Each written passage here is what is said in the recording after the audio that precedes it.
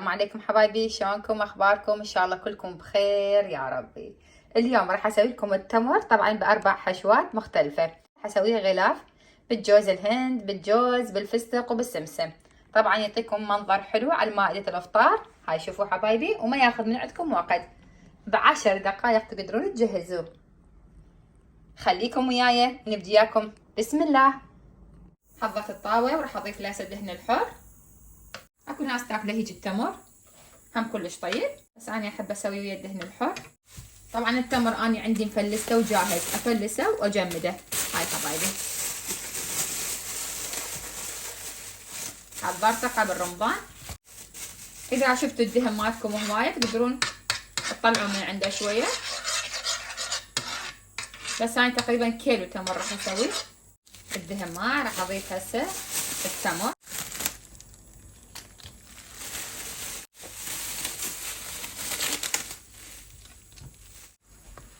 وهنا حبايبي طبعا تقدرون تضيفوا له الهيل او السمسم وياه، بس انا راح اسويه كغلاف. هاي هنا حبايبي، هاي تقريبا هسه صار. وهنا حضرت 3 حشوات، حضرت الفستق والسمسم، حمصت السمسم، وهنا حضرت الجوز. هسه راح نبدي نشكلها. طبعا هي بعدها حاره.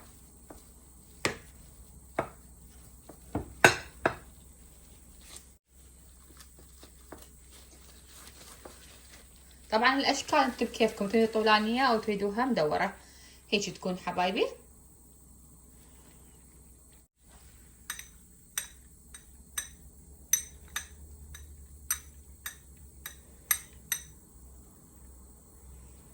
هذا الشكل الاول.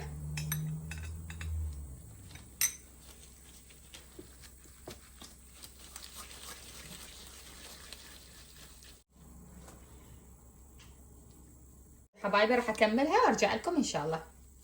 طبعا انا محضرت المبروش، قلت خل اسوي بالمبروش من او جوز الهند.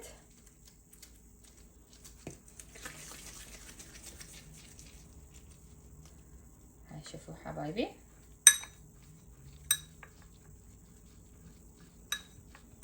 هاي سويت 3 انواع بالجوز وبالفستق وبالسمسم، وهسه بالجوز. هاي جوز الهند المبروش صار عندنا 4 انواع. طبعا شكله حلو يكون على الصفرة.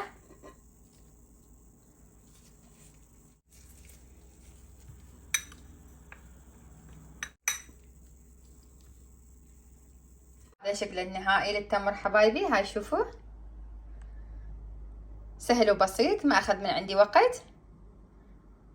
طبعا حطوه على مائدة الافطار يعطيكم فد منظر حلو. واذا عجبتكم طريقتنا لا تنسونا باللايك وتفعيل الجرس. وشكرا ومع الف سلامة.